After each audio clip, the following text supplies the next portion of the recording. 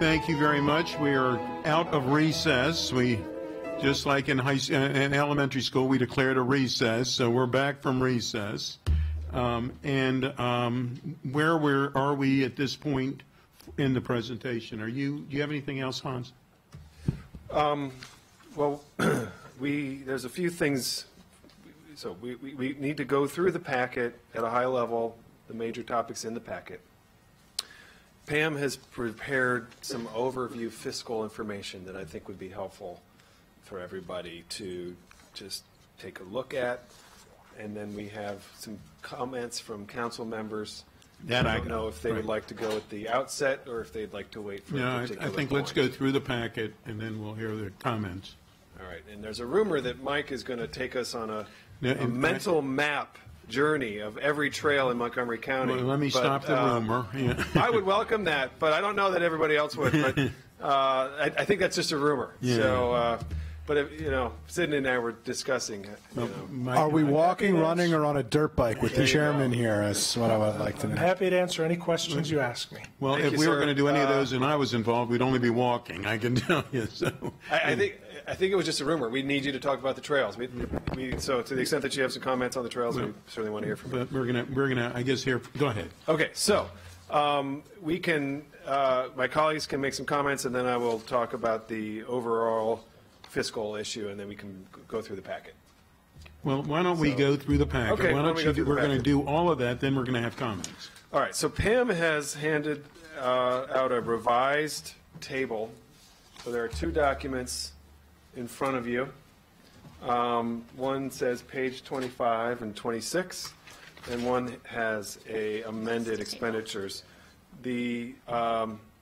If I understand correctly, the impact of this is that she had overestimated a little bit what we were proposing to add back, essentially, or add to the park CIP.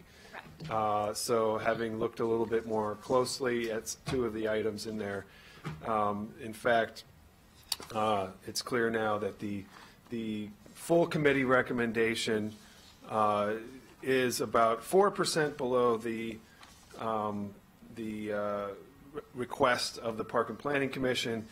It is about $10 million more over the 6 years than the executive's recommendation.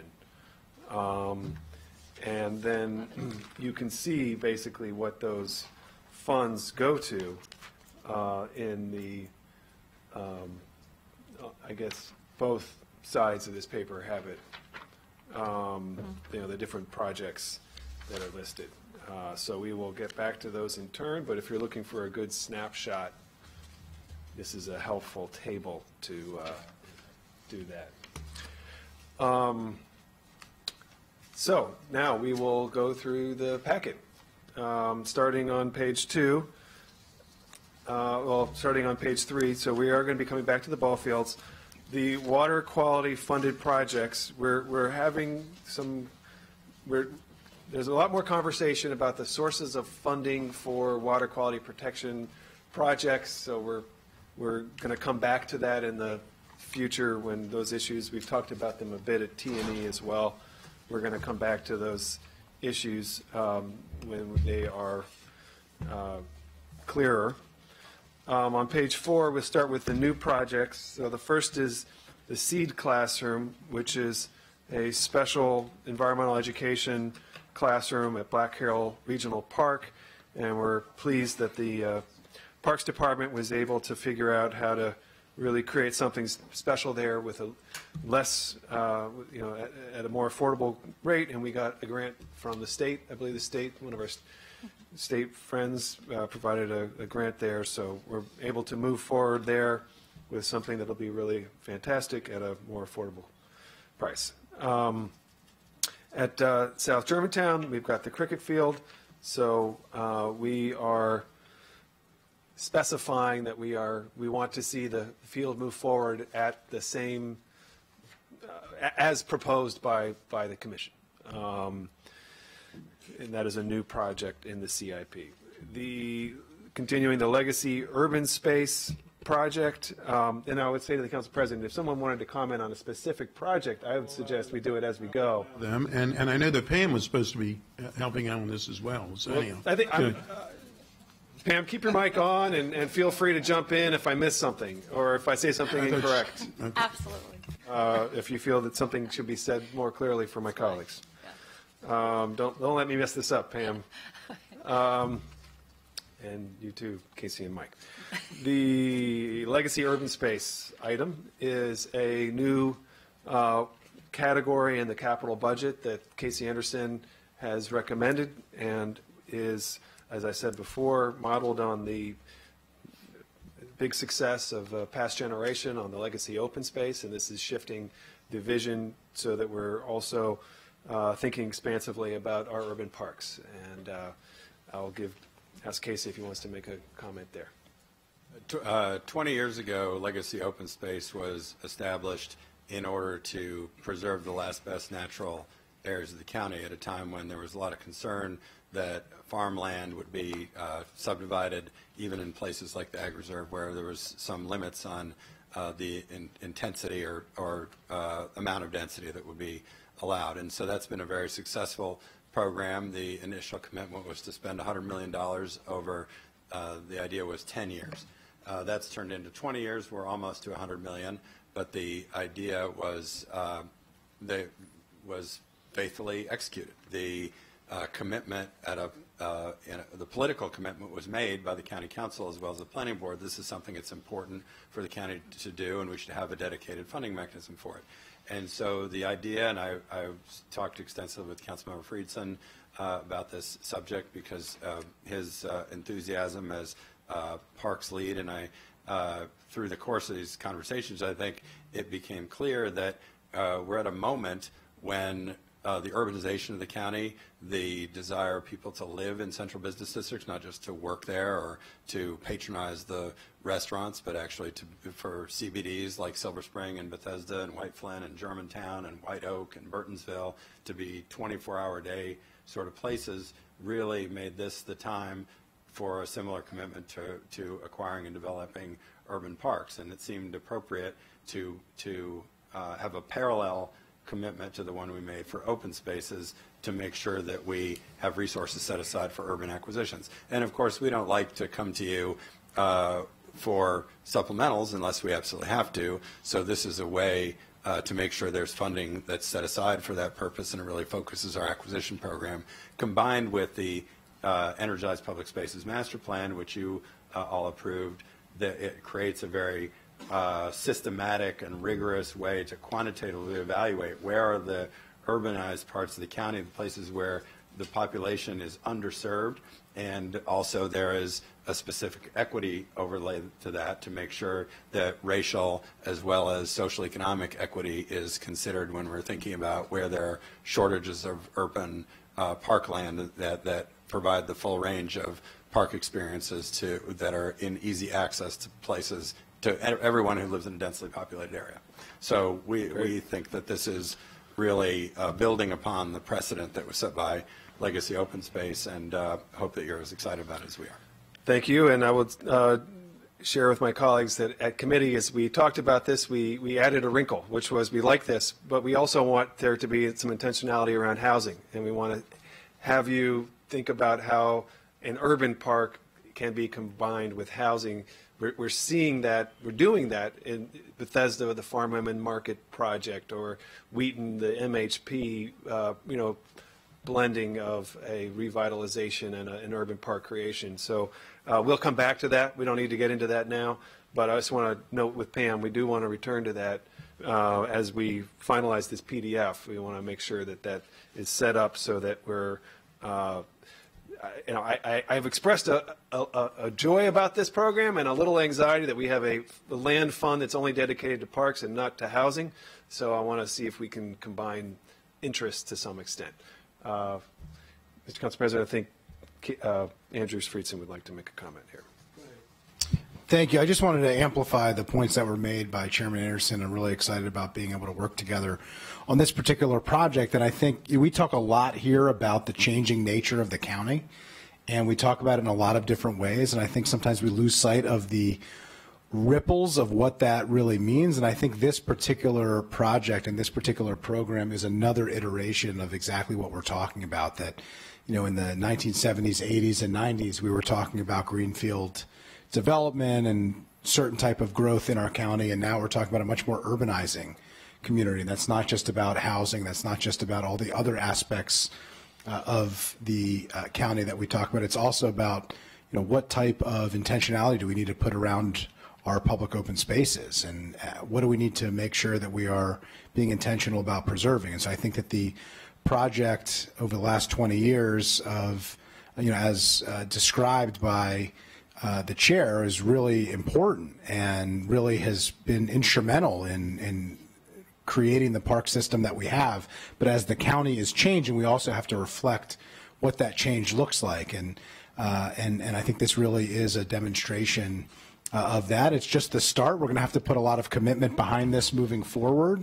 And, you know, I see this as an initial down payment, but it's really setting a vision for how do we address the growth in the county, the change in the county, the type of places where people live. And while I agree we should be intentional about the way that we view housing with this as well, if people are living more densely, they need public green open spaces to be able to utilize, particularly because, you know, they don't have private green space in different communities. And so I think it's incumbent upon us as we make those types of decisions that we provide the accessible, free public open spaces that we're talking about to make it attractive to live in urban environments. I just think this is a really important project. I want to commend Mr. Anderson and the Planning Board and the Parks Department for pushing this forward, because I think it, over the next 10, 20 years, will be a key part of the growth and the change that the county does in lockstep with the Parks Department to make sure we maintain this great public asset. Thank you very much. All right. Next item is a new item added by the committee, but has some history working with the Parks Department and MCPS, and this is to create a new athletic field complex at Blair High School. Blair High School is a perfect location for an athletic field complex. It's right off the Beltway. It's right off of a number of major arterials. It's in a location where you could do lighting, so you could have late night use of the fields without really bothering anyone nearby. And there's actually some sizable field space there that has been either not maintained at all and not permitted, not used by any teams whatsoever, or very poor quality, poorly maintained field space. So we have been working with Parks and with the school principal there. Shout out to the Blair alum, the Blazer on the panel here, Councilmember Rice. Hall of Famer, that's right. Elected to the Hall of Fame. Not athletically, but. Ouch. Man, you're a tough crowd. Tough crowd. No, we are our own worst critics. So, not that you're a bad critic. So anyway, we have proposed a very exciting project that would allow this complex to then, when completed, have a lighted rectangular field, a second lighted rectangular field, a softball field, potentially a fence that could be pulled out for kind of tournament caliber games, and then there already is existing a synthetic field and a top-tier, semi-pro caliber baseball field and a softball field that's used by the Blazers softball team. So it does add some funding. This is about half of the additional, maybe 40% of the additional funding that the committee has recommended into the budget. So it's a lift, but at the same time, my friends know that, for example, if your kids advance into soccer, you're going to be spending Saturdays at the Germantown at the Soccerplex. That's really the only tournament size complex that we have, and we probably miss a lot of tournaments that would be excited to play here, but there just isn't a location. So this would both create a lot more use at one of the most heavily used places in the county. These fields are already highly oversubscribed, so it would open up a lot of field space to a part of the county where it's harder to get because it wasn't planned out with as much field space as really, frankly, it needs. So it'll add field space that's into the permit program, and then it also adds the possibility of tournament scale field access. So that would be, frankly, an economic development opportunity as people would come in and stay at hotels in the area and play games. So that field, there's two fields there. They're both lighted. One is basically 1.4 million, and one is 1.5 million. The next items we'll probably move through a little bit more quickly. Yes, I'm hearing an approval, a nod of approval there. The acquisition of local parks is basically submitted. Pam, tell me if there's something we need to, pull out here. But the acquisition funds for local and non-local parks are at the recommended level of the commission.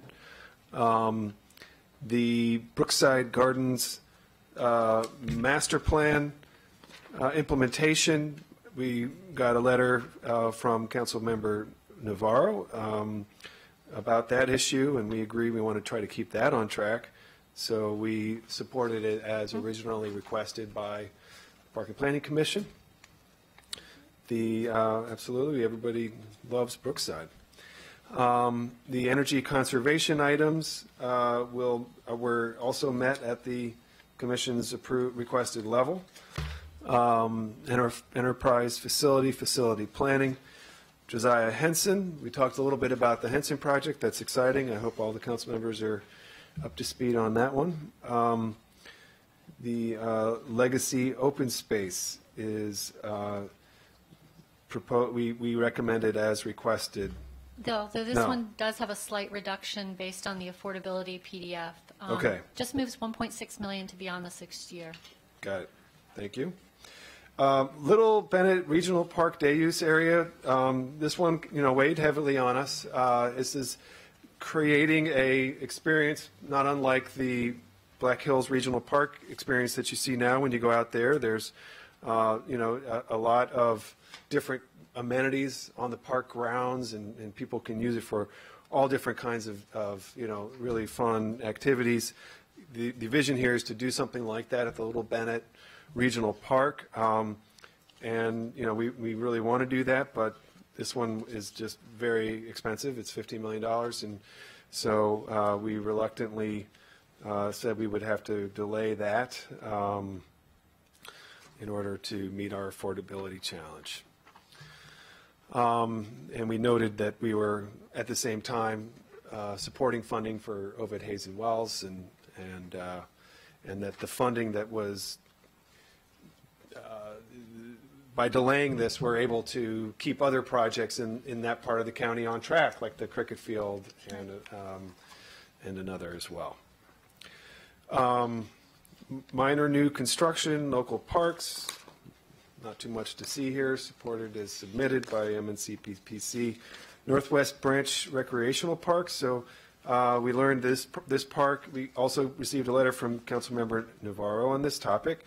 This park was provided, the land was provided through the ICC construction, and there are athletic fields there now, but it doesn't have the other amenities, so this is building some additional amenities to make the park more useful. So we added the funding there. Ovid Hazen Wells, I think we've described this one, and we want to keep that on track. Pilar and park refreshers, these are important items. I think everyone's probably generally familiar with them. Historic structures and pollution prevention, stream protection. I think I'll just kind of breeze through that till we get to the trails. We've talked a little bit about the trails. I don't know if we can talk some more, but we did pass around the data points showing that trails are the most heavily requested amenity facility from our parks users, and we wanted to we wanted to take a step. And I would say for my colleagues, I hope this is just one step of several that we will take in the next several years. It has been my hope as chair of the Fed Committee, working with the Planning Commission, to really take bigger steps on the Trails Network. It's such a beloved, park resource, and it's one where, again, we just get so much impact from it. People really use them so we recommended some additions on the hard surface and the natural surface. And I just want to say again, on the natural surface, this is one of the few areas where volunteers actually build our facilities for us. So when we spend $25,000, $50,000, $100,000, we get the equivalent of 5 or 10 times that in actual construction, because so much of it is built by volunteers. So a couple $100,000 can get you 5 miles of incredible natural surface trail. A couple of examples of recent projects: 10 Mile Creek Trail, an amazing trail. If you haven't been on it, totally check it out. There's a brand new Northwest Branch Trail that goes from Burnt Mill south. Also amazing. The new techniques and the engineering is just a profoundly better experience for trail using. And then on this one, we had a 2-to-1 vote. Councilmember Jawando just expressed some concerns and wanted to know some more information. Perhaps the data that we've provided, speaks to that. I don't know. And then the Vision Zero fund, we've sought to boost the crossings so that the trail network, people can feel that by using the trails, it'll be a safe experience overall. Yeah, I think this would be a good time, if you wanted to speak to the trail issue. I'd suggest that we do it as we go.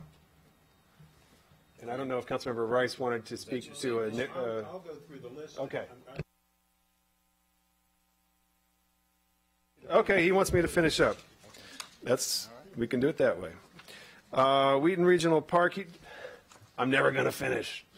But anyhow, go ahead. Yeah. I'm wrong on that, yeah. It's not actually a decision I get to make. Yeah, I do have a all right. So there's some funding for improving the Wheaton Regional Park. There's a number of items that are consent. They're just, nothing much to need to talk about that, or they're perhaps in closeout. There were a couple projects that were unfunded, and so we removed them.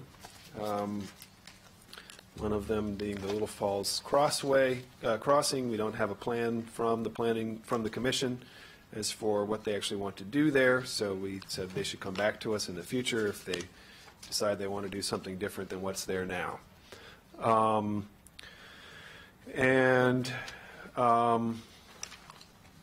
I think that actually pretty much covers it. Again, the sheet at the end, the new revised sheet that you have separate, has a separate page 25 and 26. So as you can see, we added a handful of projects, or fully funded a handful of projects, and the net impact was $10 million over the 6 years, but it's still a sizable reduction from what their request was. So we hope that our colleagues will want to see that through. And I think that completes the committee report. Thank you very much. Pam, do you have anything to add? No, the last page, as Councilmember Reamer was saying, 25, the one in the packet, I had been looking just at the changes to GO bonds, and the reconciliation PDF is actually in 2 parts. It's changes to GO bond funding and requested changing to current revenue. So when you add in what the committee agreed to reduce current revenue, or 2 projects, and it's explained in the staff report, when you add that to the combined change of the committee, it goes up slightly, so they are slightly a little further away from the commission request and a little closer to the CE recommendation, given they accepted that change.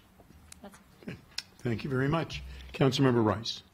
Thank you very much, Mr. President, and thank you, Mr. Chair, and to the members of the Fed Committee for really having some insightful work that's being done in terms of how we want to try and balance the needs throughout our community. I'll say the same thing that I said earlier before in another conversation, that it's really nice when everybody wants your stuff in their community, in their neighborhood. It says something about the great work that's being done, about how important it is.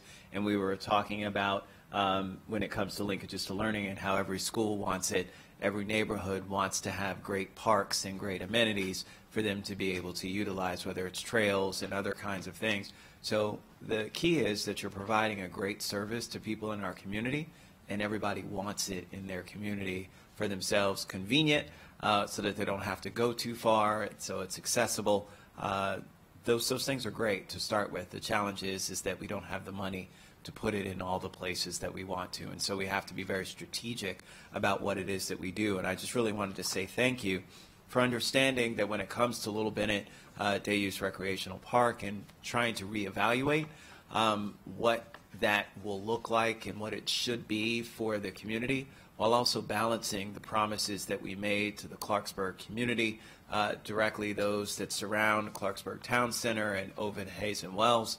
I'll be out there in a couple of weeks, hopefully, for their Kites Over Clarksburg again. And it's a great place to congregate, but the reality is there's so much untapped potential that still remains there with bringing that project to fruition. And so I know that with this program on, with this project on, on schedule, it's going to make a tremendous difference for our community. And so I really appreciate the flexibility in being able to think about the ways in which we can continue something like this, especially when it comes to the carousel, and understanding that the Wells family, donated this land and this carousel, to really try and put a stamp on Clarksburg and have their own piece of the historical nature of Clarksburg there. So honoring that, I think, is really important. And so I, again, just really want to thank everybody for being very thoughtful about ways in which we can balance the needs of everything that's out there. And this is going to mean a tremendous amount to Clarksburg. So just really want to say thank you. Thank you. Councilmember Jawando. Thank you, Mr. President, and to my colleagues on the Fed Committee. It was a long but good exercise going through this, both today and in committee. I wanted to go back to the trails issue, and I really appreciate the commission bringing the data. Thank you. I'm glad you had that late night dream, and I often have my good ideas at that time too, Casey. But I want to lift this up because I think for me it was this whole process related to the trails, the hard, natural versus Vision Zero, and the investments we made was really indicative of the overall challenges with the CIP and how you have to balance really good things and realizing that at some point we're going to have to make decisions, and some things are going to make it and some aren't. And this was an example where, I dissented because I felt like there was already an increase. The executive had recommended cuts.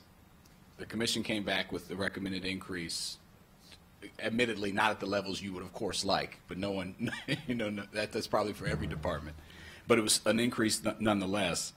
And then the chair, Chairman Reamer, wanted to go above that. And I said, well, we're already, if we accepted the commission's recommendation, it would already be an increase. And in the case of the natural surface trails, for example, the request, the current approved on the 6-year was $2,100,000.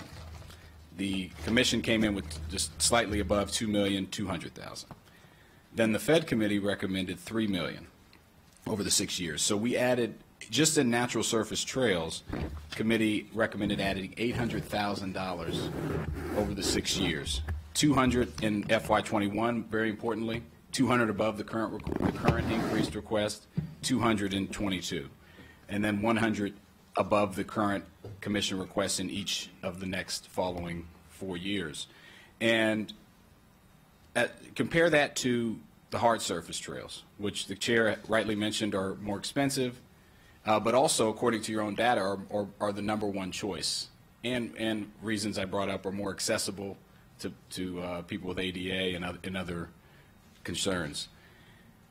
we only raised that 150 above your request, and 150 in the first 2 years, $150,000, and $50,000 in 23, and then didn't raise it in the out years in 24, 25, and 26. So we had a total increase above your request, the commission's request, of $350,000 for the more expensive, highly rated, more used hard surface trails, and $800,000 for the natural trails, which you mentioned also are volunteer built and leverage more land and ability to get more out of for less money.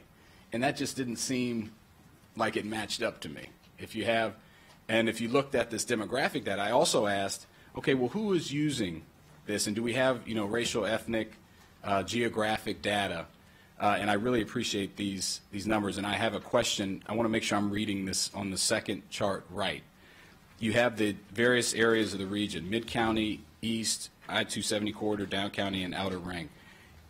Are the ETC survey numbers, so for example, in Mid-County, let's just use that one, Mid-County, East County, you have 40% of the people responding to this survey were non-Hispanic white, and you had 18.3% were African American.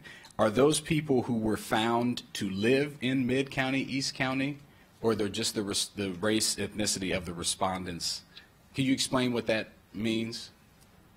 I gave you my last copy of this, so I'm going to have to cheat off Mike. No So problem. you're talking about The second page has the green top, it says Mid-County East, race, ethnicity, ETC survey says 40%. Yeah. Okay. those are the percentage of each group in each one of those. That responded. Yeah. Okay. So we would expect to see, and we know, for example, Mid-County, East County is some of the highest proportions of people of color, right? Particularly African Americans. And so in the highest proportion, where you have the highest population of African Americans, only 18%, which is less than the population of African Americans in the county, responded to this survey. So I'm just want to make sure I'm reading it right. That's true, but I'm told that we oversampled African Americans. So in terms of the question, it's in terms of survey research, this is the difference between a randomized and a stratified sample. So we stratified the sample in order to get a larger number of the smaller subgroups, including African Americans, so that we would get a statistically Right. So valid smaller conclusion. overall number, but you tried to overrepresent in the survey. Yeah, right. So we adjust for that in terms of saying, if you're going to compare African Americans to white or Latinos, Sure. Asians, whatever, Right. or whatever group you have, we're going to adjust for that and not overrepresent them in that count. But when we want to look at what did African Americans as a group say, right. we're going to look at that bigger number because that allows us to make a stronger conclusion Correlate. I with get it. respect to that group. I get it 100%. I was statistics, a sociology major. I remember my statistics 101. That makes total sense.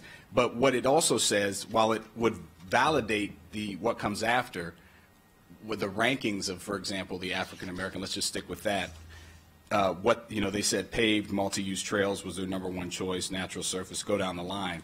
While the way you did that methodology would, in my view, make those results valid, it also says that there were just less black people on the trail or in the park, as a raw number. Correct? I think I don't know that we've ever tried to compare the representation of African American park patrons or any other demographic group versus any other. As we discussed the last time we had this conversation, we're not doing a user survey as far as I'm aware that says what proportion of park patrons are in each one of these racial or ethnic groups. I can tell you that the National Park Service has a major effort underway to address what they know is a major problem with making people of color feel welcome in the national parks. And I would expect that if we did that kind of research, we would find that we have the same problem. So I don't think there's any question that we need to make sure that people of all backgrounds feel like the parks are for them. I agree 100%. Having said that, I think what this research tells me is that people want the same things from parks. So whatever the issues are with African Americans feeling like, hey, do I feel comfortable in this park facility or not?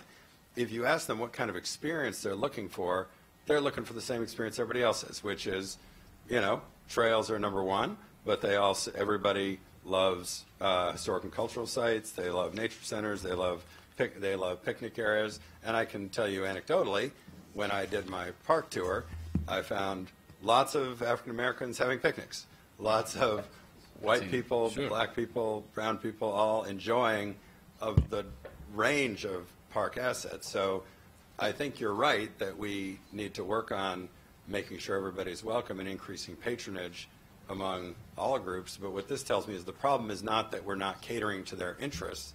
There are other sources of that discomfort, which Oh, no, I need to agree be 100%. addressed. And my point was just that on the day you conducted the survey, there were less, in this example, there were less black people there than there were white people, and a part of the county where you might not expect it. Oh, well, okay, and now Yeah. I misunderstood where you're going with this, but my understanding of the methodology of the survey is we mailed to county residents, not just to people. Okay, so with this is just what you got responded back to then? Yes. Now, Okay. there's issues with response bias with a mailing instrument, sure. but the benefit of this was we didn't just go intercept people in the park or find people who are already in the parks. We're asking the Montgomery County residents as a group. Am I right about this? Check me on this. Yeah. My understanding of this project is that we are surveying county residents. We're mailing to thousands of people, and we're asking them a bunch of questions about Right. And this is how the to use- respondent data? Yes. Okay, That's no, right. that's perfect. And look, we have more work to do, which we share on how do we make our parks and all of our amenities. I've said this, the reason I'm here is to make sure that great parts of Montgomery County are available to everybody across the board, parks, schools, housing. I think that's what we're all trying to do. My point on this was, even with your own rankings, African Americans, for example, ranked the paved surfaces higher. And I just think this was tough for me because if you look at that $350,000 increase that we get for hard paths and trails, hard surface trails, and the $800,000 for ones where you can get a larger distance, I just didn't think that was an equity. And again, we have to balance all of this against linkages to learning, school renovations. It's all the same CIP, and it's just really tough for me. And this was $1 million or so, I don't know, inflated, but in the case of the natural surface trails, this was $800,000 that I think we're going to want somewhere else, and we could still increase over the executive's request and actually give you what you requested and save $800,000 over the 6 years. And so I just want to bring that up to my colleagues because I think these are tough choices in real time, and there's a lot in the balance here. And so I'm not going to propose an amendment or anything. This was for me very instructive about the overall challenges with the capital budget and how we have to make tough choices like we were earlier on today. So I appreciate you guys providing this information. I look forward to working with you ongoing on all these things, on all these topics. Thank you very much. Councilmember Navarro. Thank you. I wanted to thank the Fed Committee for the Brookside Gardens as well as the Northwest Branch Recreational Park decisions. I think, this was great. As I was listening to Councilmember Jawando's conversation regarding paved paths and trails versus natural surface. I just had this picture of in Brookside Gardens, oftentimes there might be, children riding their little bicycle, and there have been times when I have to stop and say, disculpe, pero es que no pueden manejar aquí, but I think it speaks to the fact that this conversation about paved trails is an important one because it is definitely used very, very much by a major cross-section of county residents. And so it just kind of like, for me, was just an example, right, of how you have this really amazing Brookside Gardens, and it has a paved path where bicycles are not allowed, et cetera. But families really wish, I guess, that it was allowed because they would much rather have their family use a paved path than perhaps a natural surface one. And so I wasn't present in the Fed committee conversation, but it raises an interesting point in terms of, you know, the availability of funds for more paved trails versus natural surface. And just wanted to kind of offer that as we continue to address these challenges regarding our funding. That I think, you know, this particular survey was very interesting.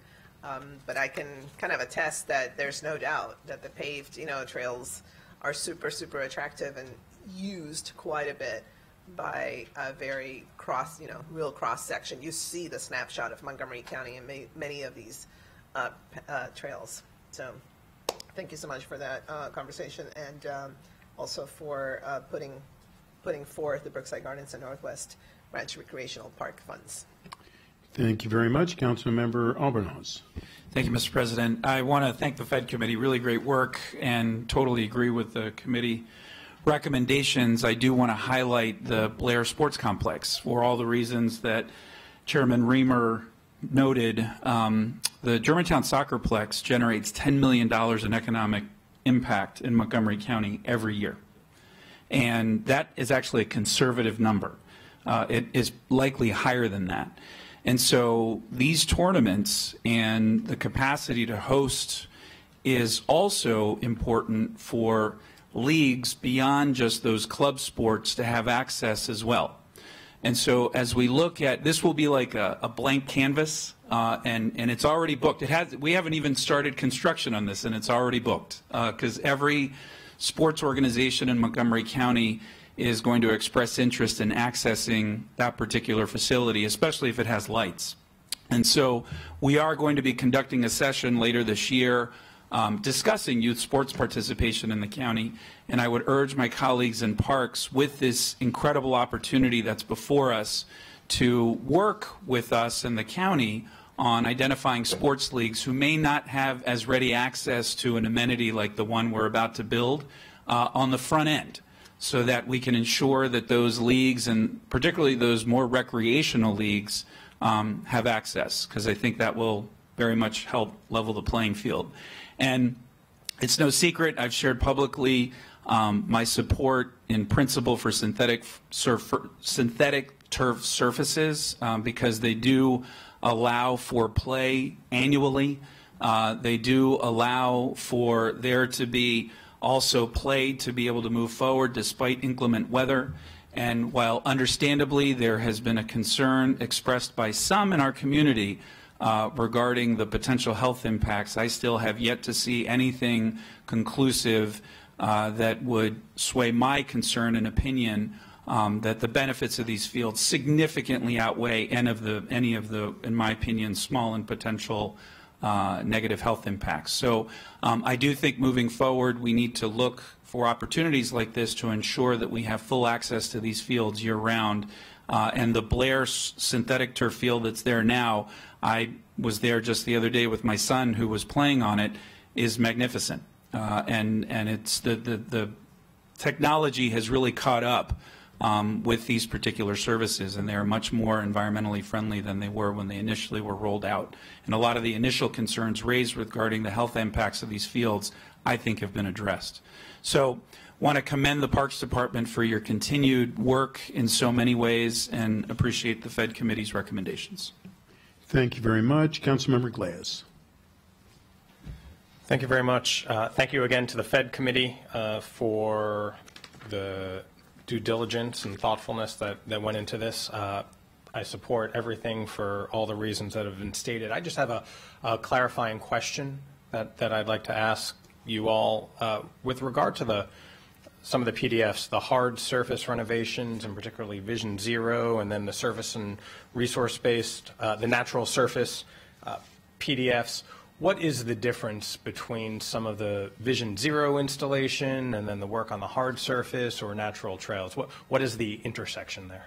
The Vision Zero money is almost entirely, in our case, for crossings of trails of roads.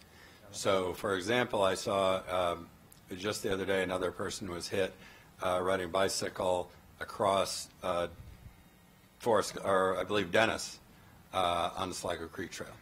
Those are we just improved the crossing at Forest Glen a couple of years ago in response to an incident there where a young man was hit and broke his femur. So those are the types of projects where we're, in some cases, striping a crosswalk where there was no striping. In some cases, it might be a pedestrian activity signal, hawk signal, those sort of things.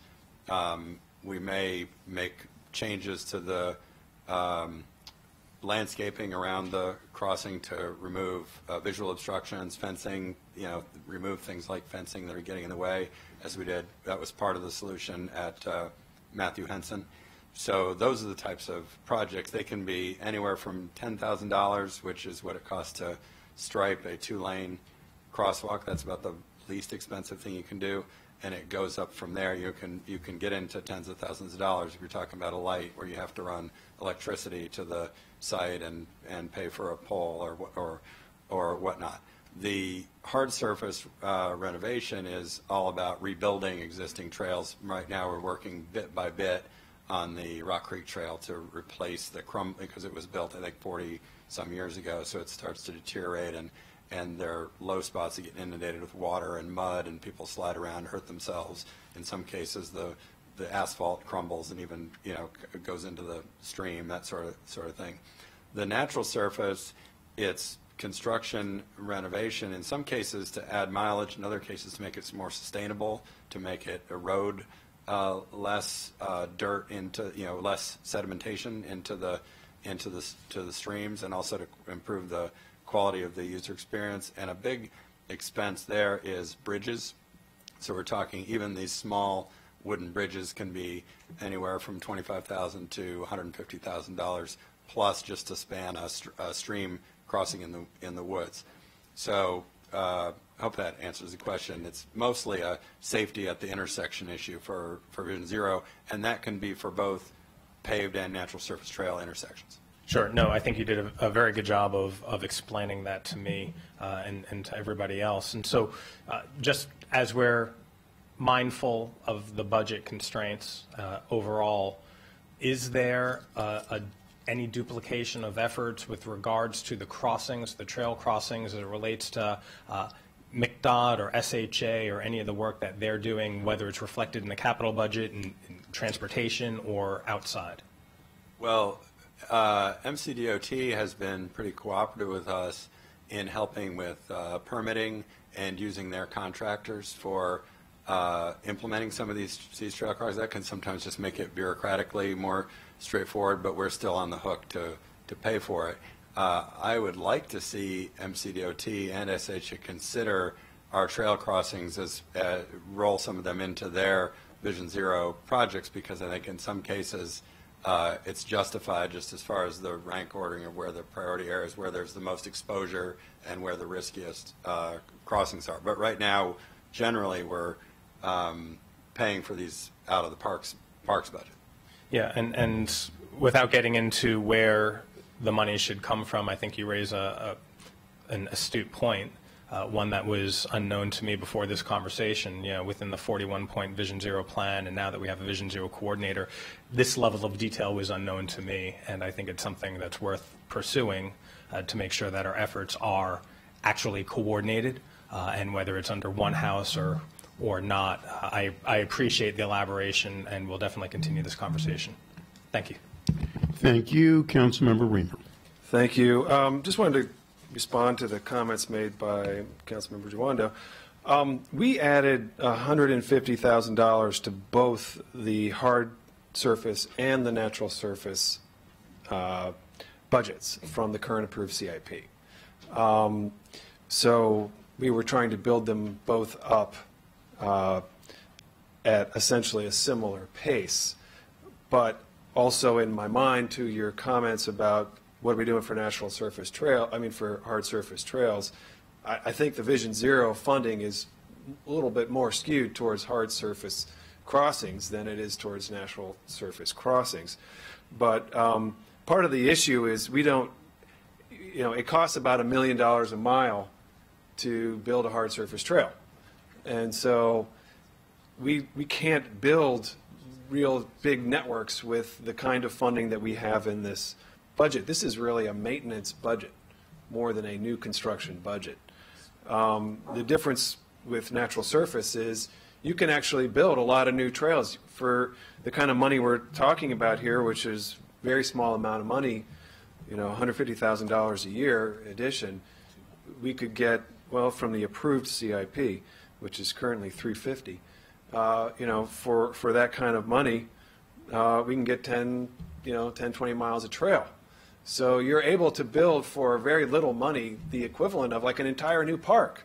I mean, the new trail from Burnt Mill south to the Prince George's County line, to me, in my mind, is the equivalent of a whole new park built for, $100,000, $150,000.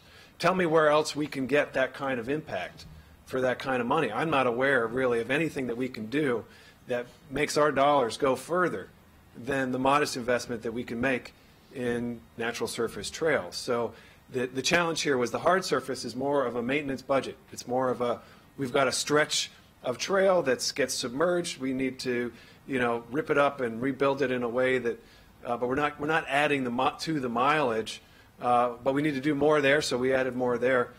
With the natural surface, we can make our trails more accessible, so you don't have to,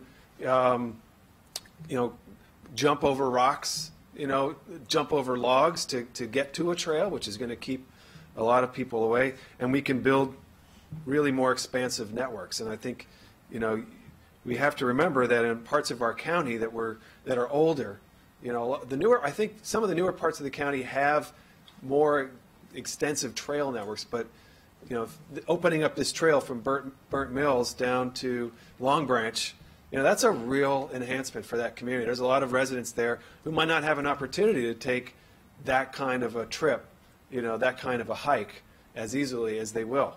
And we could do a lot more of that where our dollar just goes really, really far with a very modest investment. So we recommended from the, again, $150,000 from the current budget over what was approved, and then we recommended $200,000 addition on the crossings.